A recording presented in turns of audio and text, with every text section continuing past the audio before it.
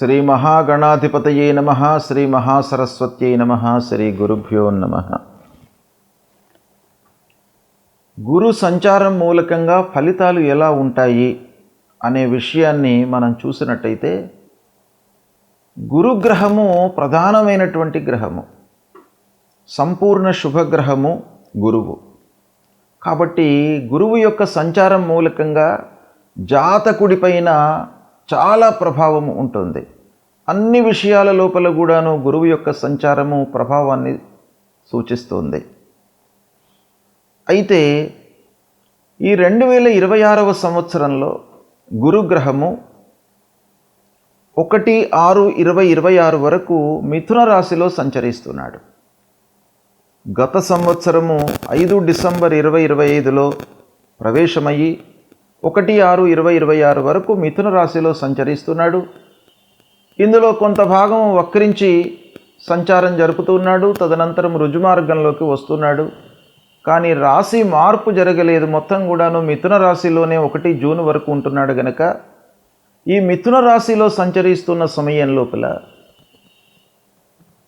12 రాశులలో జన్మించినటువంటి వారికి ప్రత్యేకంగా గురువు యొక్క ప్రభావము ఎలా ఉంటుంది అనేటువంటి విషయం పైన మనం కాన్సన్ట్రేట్ చేద్దాం. మేషరాశి జాతకులకు ఈ మిథున రాశిలో గురుగ్రహము సంచరిస్తున్నటువంటి సమయం లోపల ఎలాంటి ఫలితాలు ఉంటాయి అనే విషయాన్ని మనం చూసినట్టయితే, మేషరాశి జాతకులకు గురువు చాలా ప్రధానమైనటువంటి గ్రహము. ఎందుకు అనంటే, భాగ్యస్థానాధిపతి గురువు, పూర్ణ శుభుడు, చాలా మంచి ఫలితాలను ఇచ్చేటువంటి గ్రహము మేషరాశి వారికి గురుగ్రహము. అలాంటి గురువు ఈ మిథున రాశిలో సంచరిస్తున్న సమయం లోపల, అంటే తృతీయ స్థానంలో సంచారం జరుగుతుంది అన్నమాట. తృతీయ స్థానంలో సంచారము అనంటే విక్రమ స్థానంలో సంచరిస్తున్నాడు. విక్రమ స్థానంలో సంచరించడం మూలకంగా మీ లోపల కొంత ధైర్య సాహసాలు పెరుగుతాయి. గోచార రీత్యా ప్రతికూల స్థానమే 3వ స్థానము అయినప్పటికీ భాగ్యాధిపతి పూర్ణ శుభుడు అలాంటి గ్రహము 3వ స్థానంలో సంచరించడం మూలకంగా మీ లోపల ధైర్య సాహసాలు పెరుగుతాయి. చిన్న ప్రయాణాలు బాగా కలిసి వస్తాయి.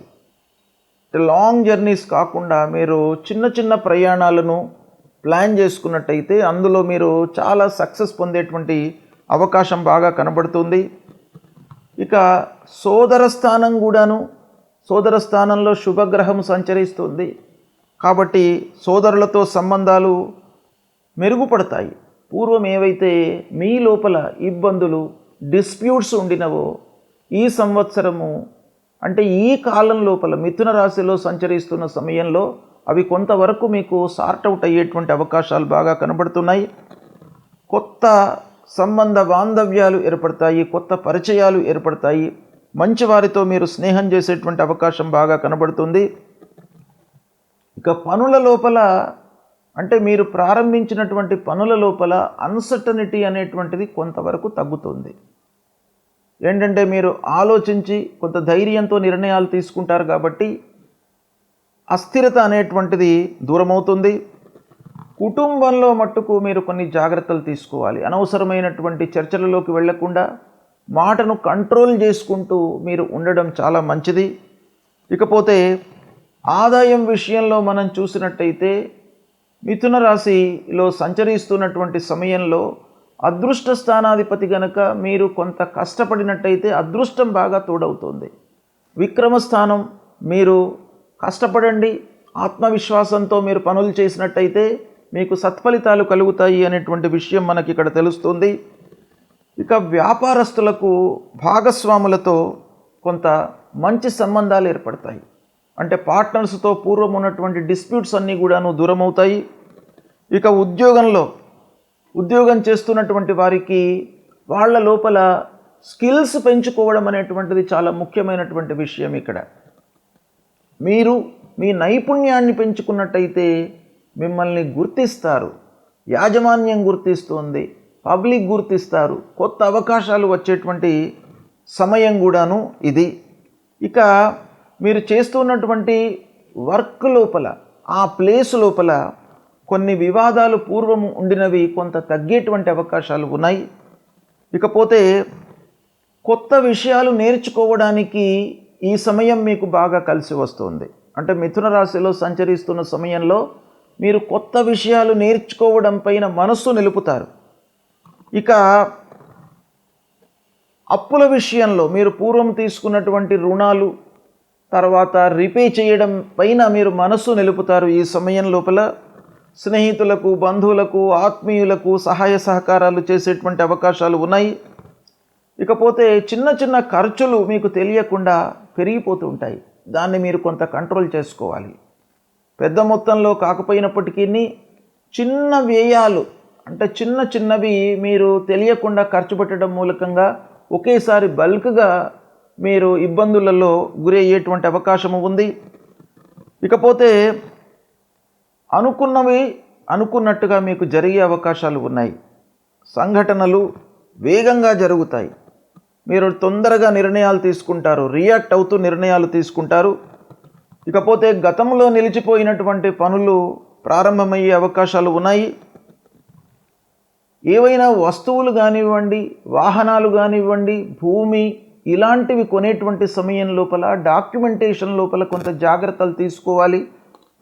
ఈ 3వ స్థానంలో సంచరిస్తున్నప్పుడు కొన్ని ఇబ్బందులు తలెత్తే అవకాశాలు ఉంటాయి డాక్యుమెంట్స్ మూలకంగా. కాబట్టి ఆ విషయంలో మీరు కొంత జాగ్రత్తలు తీసుకోండి.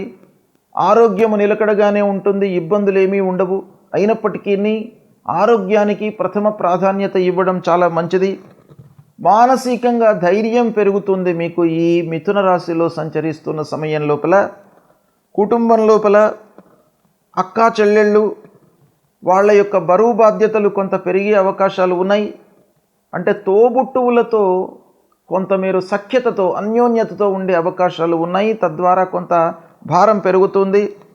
ఇకపోతే స్నేహితులు, ఆత్మీయులతో బంధాలు పెరుగుతాయి, మీకు బలపడతాయి. విద్యార్థులకు ఈ సమయంలో ఎలా ఉంటుంది? మిథున రాశిలో సంచారం అంటే 3వ స్థానంలో సంచారం కనుక విద్యార్థులకు యావరేజ్ డెవలప్మెంట్ ఉంది. అంటే మీకు భాగ్యాధిపతి కనుక మీరు కొంత దృష్టి పెట్టి ఆత్మవిశ్వాసంతో మీరు పనులు చేసినట్టయితే విద్యార్థులకు చాలా మంచి అవకాశాలు వస్తాయి. ఇక మీడియా రంగంలో ఉన్నటువంటి వారికి, సంగీత, సాహిత్య, సినిమా రంగాలలో ఉన్నటువంటి వారికి కొంత సహాయ సహకారాలు అందుతాయి. అంటే సామాజిక పరంగా ఈ రంగంలో ఉన్నటువంటి వారికి కొంత మంచి సమయంగా గోచరిస్తుంది. ఇక కొత్త ఒప్పందాలు, వ్యాపారస్తులే కానివ్వండి, మిగతా పనులలో చేస్తున్నటువంటి వాళ్ళు కొత్త ఒప్పందాలు చేసుకునేటప్పుడు కొంత జాగ్రత్తలు తీసుకోవాలి. ఇక ఆకస్మికంగా కొన్ని ప్రయాణాలు చేయవలసినటువంటి అవసరం ఏర్పడుతుంది. ముఖ్యంగా 3వ స్థానంలో సంచరిస్తున్న సమయంలో మీ లోపల ఉన్నటువంటి స్కిల్స్, నైపుణ్యతకు పదును పెట్టడం చాలా మంచిది. అంటే మీకు తెలిసినటువంటి సబ్జెక్టే కాకుండా తెలియనటువంటిది నేర్చుకుంటూ తెలిసినటువంటి సబ్జెక్టును మీరు మళ్ళీ దాన్ని అభివృద్ధి పథంలోకి తీసుకురావడం అనేటువంటిది చాలా మంచిది. భవిష్యత్తుకై ప్రణాళికలు వేసుకుంటారు, ఆ విషయం లోపల బలపడుతుంది. మొత్తం మీద మనం ఆలోచించినట్టయితే ఈ మిథున రాశిలో అంటే 3వ స్థానంలో సంచరిస్తున్నటువంటి భాగ్యాధిపతి అయినటువంటి గురువు మూలకంగా మీకు కొన్ని మంచి ఫలితాలే ఉన్నాయి. అయితే మీరు శ్రమించవలసి వస్తుంది. విక్రమస్థానం, మీ స్కిల్స్ను ప్రదర్శించండి, ఆత్మవిశ్వాసంతో పనులు చేయండి. తప్పకుండా మీకు ఈ సమయము బాగా కలిసి వస్తుంది. ఏ సమయము అనంటే 5 డిసెంబర్ 2025 నుండి 1/6/2026 వరకు మిథునంలో ఉన్నాడు. కాబట్టి ఈ సమయము మీరు ఆత్మవిశ్వాసంతో ఉన్నట్టయితే మీకు చాలా మంచి పనులు కలుగుతాయి. గురువు మిథున రాశిలో సంచరిస్తున్నటువంటి సమయం లోపల మన జన్మరాశికి 2, 5, 7, 9, 11 స్థానాలలో సంచరిస్తున్నట్టయితే అంటే మన జన్మరాశి నుండి 2వ స్థానంలో కానివ్వండి, 5వ స్థానంలో కానివ్వండి, 7వ స్థానంలో కానివ్వండి, 9వ స్థానంలో కానివ్వండి, 11వ స్థానంలో కానివ్వండి సంచరిస్తున్నప్పుడు గురువు మనకు శుభ ఫలితాలను ఇస్తాడు. కనుక ఈ సమయంలో మనము గురువు విషయమై పరిహారం చేసుకోవాల్సినటువంటి అవసరం లేదు. కేవలం మీరు గురువును సందర్శించుకోవడము, నిత్యము పూజించేటువంటి దేవతను పూజించినట్టయితే మీకు సరిపోతుంది. ఇక 1, 4, 10, 12 స్థానాలలో సంచరిస్తున్నప్పుడు మధ్యమ ఫలితాలను ఇస్తాడు. మధ్యమ ఫలితాలు అనంటే మనము ఎఫర్ట్స్ పెడితే మనకు ఆ శుభం అనేటువంటిది మన వైపుకు వస్తుంది. అంటే స్కిల్స్ను ప్రదర్శించి ఎఫర్ట్స్ పెట్టి మనం పనులు చేసినట్టయితే సత్ఫలితాలను పొందుతాము మధ్యస్థంగా ఉన్నటువంటి సమయం లోపల. అయితే ఈ సమయంలో మనము కొన్ని పరిహారాలు చేసుకోవాలి. ఎందుకంటేను మనము శ్రద్ధతో పనులు చేయడానికి భగవంతుడి యొక్క అనుగ్రహం కూడాను కావాలి. ఆ శ్రద్ధ అనేటువంటిది మనకు కలగాలి. శ్రద్ధతో పనులు చేయాలి అని అంటే మనకు ఆ ఇంట్రెస్ట్ అనేటువంటిది రావాలి కాబట్టి భగవంతుడి అనుగ్రహం కావాలి. ఇక అదేవిధంగా 3, 6, 8 స్థానాల్లో సంచరిస్తున్నప్పుడు ప్రతికూలమైనటువంటి ఫలితాలను ఇస్తాడు గురువు. కాబట్టి ఓవరాల్గా మనం చూసినట్టయితే మధ్యస్థంగా ఉన్నప్పుడు, ప్రతికూలంగా ఉన్నప్పుడు తప్పకుండా మనం పరిహారాలు చేసుకోవాలి. అయితే గురువు విషయంలో మనం ఏం పరిహారం చేసుకోవాలి అనే విషయాన్ని మనం చూసినట్టయితే గురువు సంబంధించినటువంటి మూలమంత్రం ఉంటుంది. దేవానాంచ ఋషీణాంచ గురుం కాంచన సన్నిభం వందనీయం త్రిలోకానాం తన్నమామి బృహస్పతిం అనేటువంటి ఈ మూలమంత్రాన్ని ప్రతినిత్యం కూడాను ఒక 16 మార్లు మీరు జపించినట్టయితే ఆ గురువు యొక్క అనుగ్రహం లభిస్తుంది. అంతేకాకుండా సద్గురువులను సందర్శించుకోండి. దత్తాత్రేయ స్వామి దేవాలయానికి వెళ్ళి ఆ భగవంతుడి యొక్క అనుగ్రహాన్ని పొందండి. దక్షిణామూర్తి స్తోత్ర పారాయణాన్ని చేయండి. అన్నిటికంటే ముఖ్యమైనటువంటిది గురువు యొక్క అనుగ్రహం రావడానికి తల్లిదండ్రులను సేవించండి. మాతృదేవో భవ పితృదేవో భవ అన్నారు. కాబట్టి తల్లిదండ్రులే మనకు గురువులు, తల్లిదండ్రులే భగవంతుడు. కాబట్టి తల్లిదండ్రులను ప్రతినిత్యం కూడాను సేవించడము, వాళ్ళ యొక్క బాగోగులు తెలుసుకోవడము, వాళ్లకు కావలసినటువంటి పనులను చేసి పెట్టడము, వాళ్ళ యొక్క మనస్సును నొప్పించకుండా వాళ్లను సంతృప్తిపరిచినట్టయితే మీకు తప్పకుండా ఆ తల్లిదండ్రుల యొక్క అనుగ్రహం లభిస్తుంది. తద్వారా భగవంతుడి యొక్క అనుగ్రహం కూడాను మీకు లభిస్తుంది. కనుక అందరూ కూడాను గురువు ప్రతికూలంగా ఉన్నప్పుడు మీరు తల్లిదండ్రులను సేవించండి. వాళ్లకు కావలసినటువంటి విషయాలపై మీరు మనస్సు నిలపండి. తద్వారా మీకు శుభం జరుగుతుంది. శుభం.